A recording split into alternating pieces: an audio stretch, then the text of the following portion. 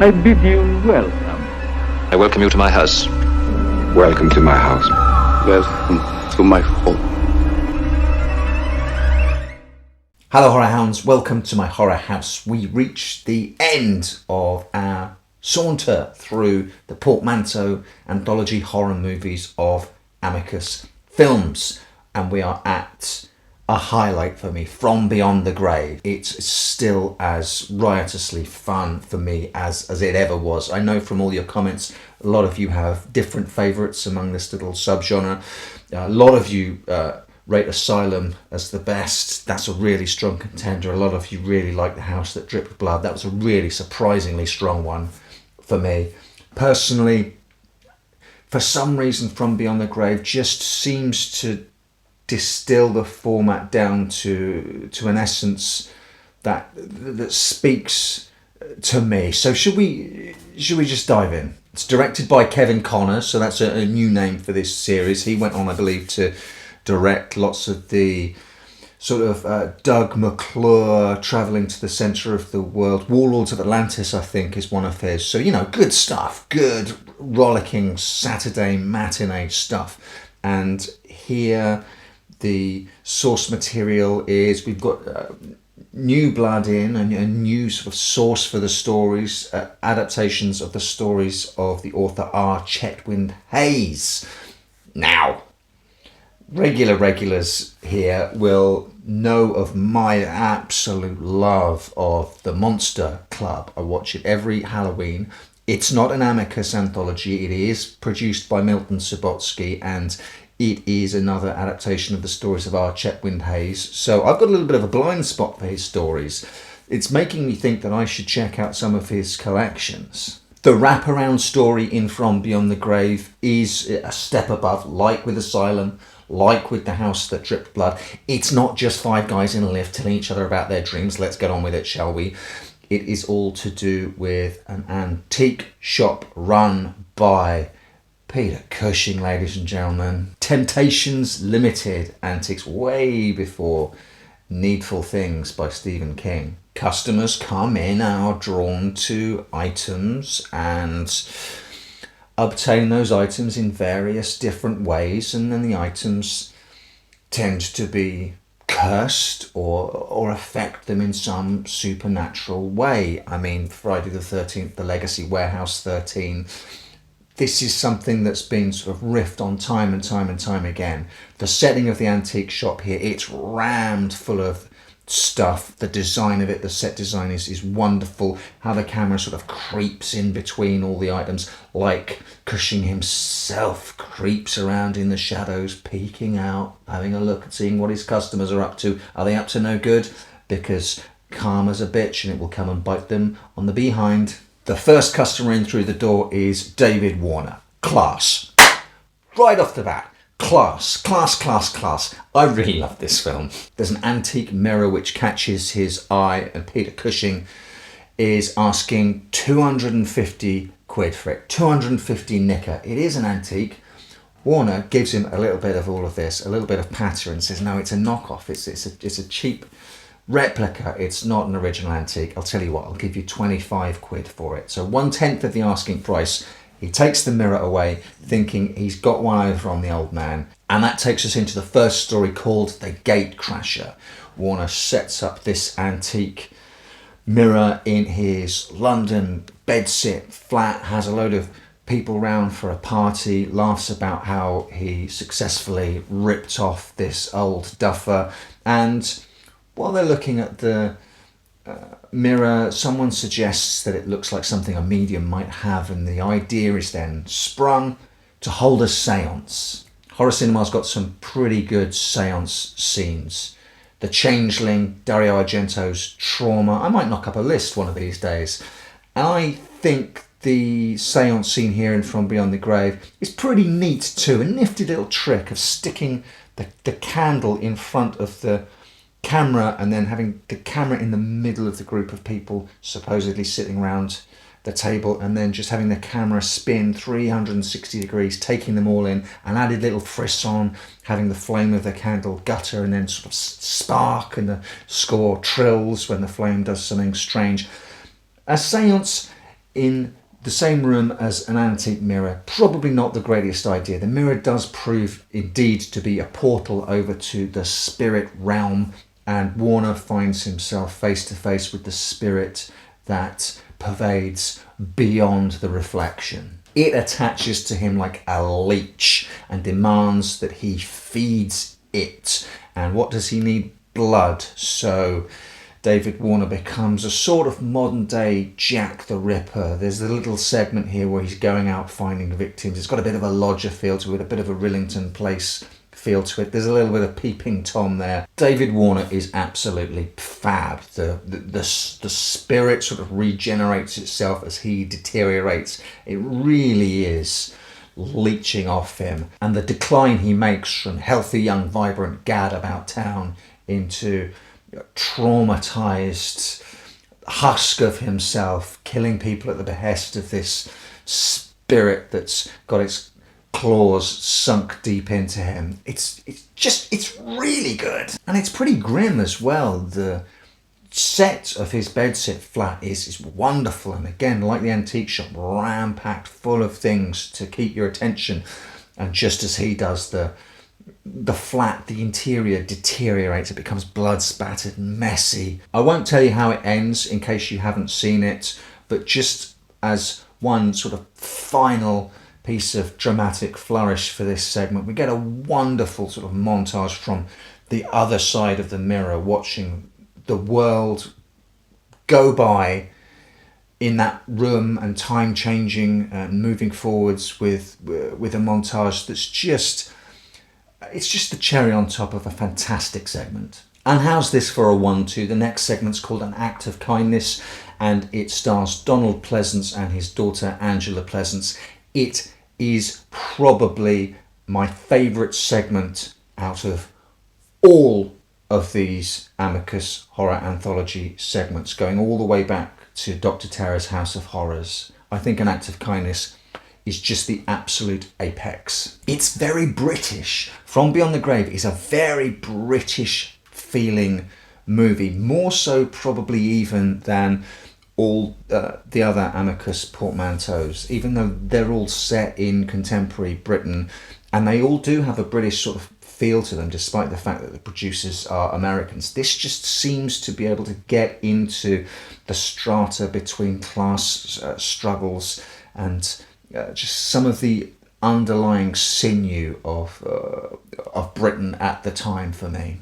An Act of Kindness is the absolute apotheosis of this. Donald Pleasance plays an ex-serviceman who now, to make a bit of coin, stands outside the local train station and sells matches and laces from a little tray slung around his neck. He catches the eye of our protagonist, a clearly middle-class man, who stops and talks to him and has a bit of a human connection with this person. We find out why that's so important to him as we follow him back home to his middle-class suburban life. His wife, who by now is a bit of a harridan and can't stand him, and their kid, who has no respect for either mother or father. The wife, by the way, played fiercely by the redoubtable Diana Dawes in just a performance that tickles me pink. So his home life is absolutely miserable, and he's had this spark of empathy and sort of connection with this working class man who sells matches and laces. And so our protagonist pretends to be a decorated serviceman himself, and just for some reason out of the blue makes up the story that he's been decorated. So in order to sort of make good on that lie, he goes to our antique shop to buy a medal. He tells Cushing it's to replace one that he lost because he has genuinely been awarded this medal. He hasn't. So Cushing asks him, come back another time with the certificate so that we can prove that this is a replacement, because it wouldn't be right to give you this medal if you haven't earned it. And then off he shuffles, giving this guy a chance to either do right or do wrong. And he steals the medal and makes off with it, leading to Probably my favourite line in the entire movie, when Peter Cushing shuffles back over to the cabinet, sees that he's stolen the medal and just says, "Naughty, shouldn't have done that."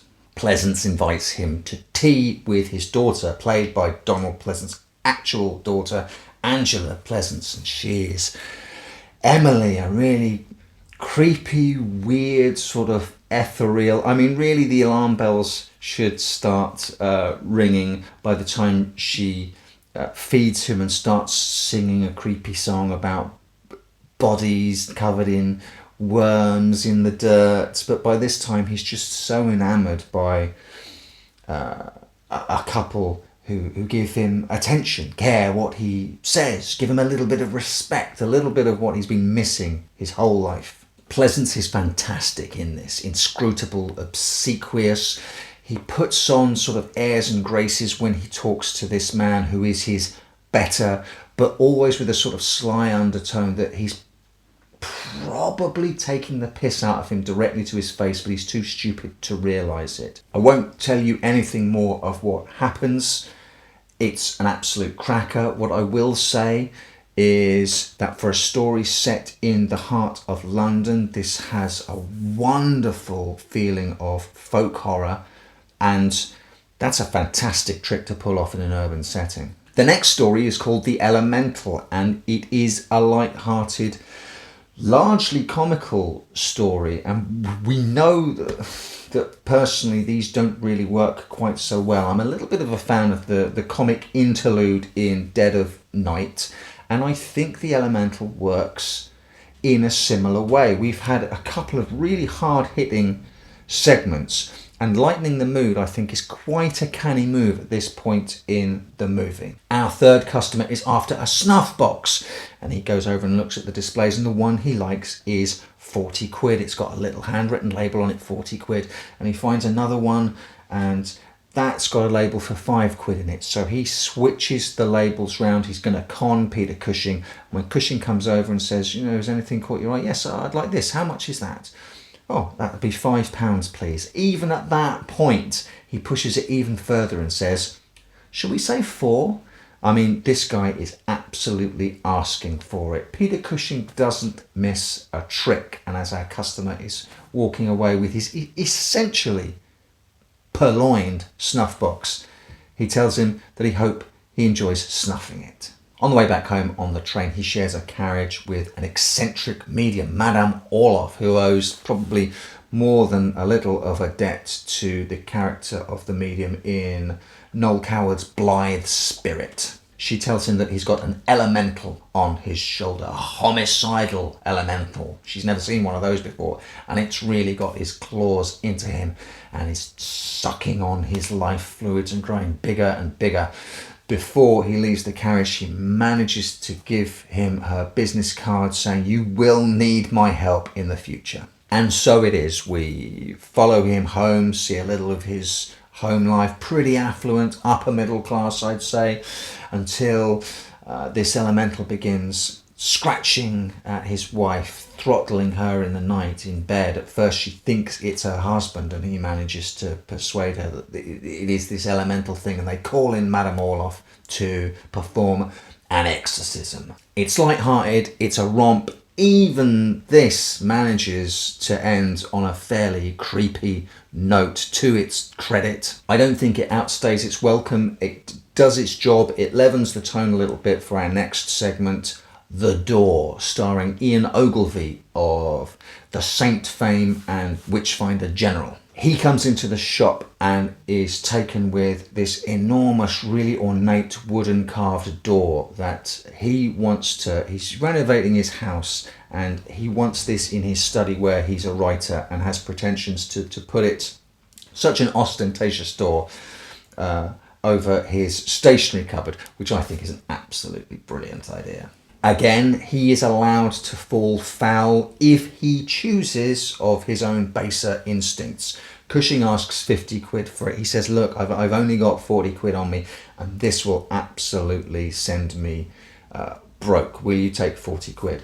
Cushing does, takes the money, lays it all down on the empty till, and then goes off into the back room to write the receipt leaving the till wide open and letting this guy, if he chooses, snaffle back some of his money. The story that we get is that this door has been charged with energy, evil, occult energy from its original owner, Sir Michael Sinclair, who lived around the reign of Charles II and studied diabolism and the occult. His plan was to create a ghost room behind this door, a sort of extra-dimensional place where his spirit could survive beyond the grave until he was ready once again to step across the threshold. This ghost room sometimes exists beyond the door when you open up the door, and acts sort of like a Venus flytrap through the centuries for souls who can traverse through into this ghost room, then be trapped in there, absorbed,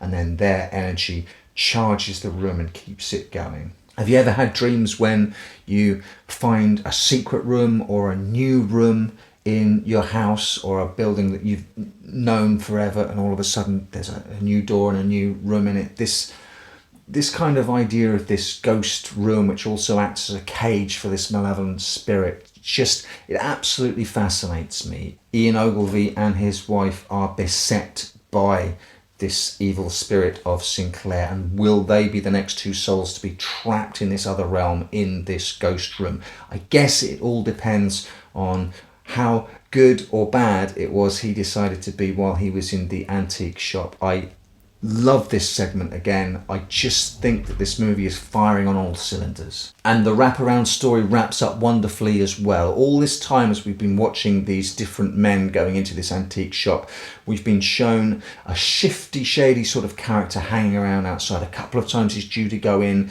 but then one of our customers sort of gets in there first and he about turns and leaves. Every time a segment ends, we come back to a monstrance on display in the window at the shop. This is a very sort of ornate creation that is sort of used in the Catholic Church to house and display the Eucharist for the Mass. This guy's clearly got his eye on it and wants to rob it. And finally, at the end of the film, when the shop's clear of customers, he can go in and try and get this burglary underway. In very short shrift, he gets his comeuppance at the hands of Peter Cushing as the antique shop owner, and this is just the perfect moment to just ask how brilliant is Cushing in this, playing a little bit of a character, a northern character, doing a little bit of an accent, which is not something he usually does. He's just so wry. There's a malevolent twinkle in his eye. He's really sort of channeling Vincent Price vibes of, I know and the audience knows what's going on, and all these poor saps in the rest of the film haven't got a clue what's going on, and he's sort of gleefully enjoying it exactly in the way that Price does so perfectly. Thank you if you joined me all the way through this little mini-series. It's been such great fun. I don't know what I'm going to be doing next. Haven't really decided. Might be the first 3 Return of the Living Dead films. Not sure. I will wait and see how the muse takes me. But whatever it turns out to be, between now and then, I hope you have a fantastic time. And I hope you can join me next time.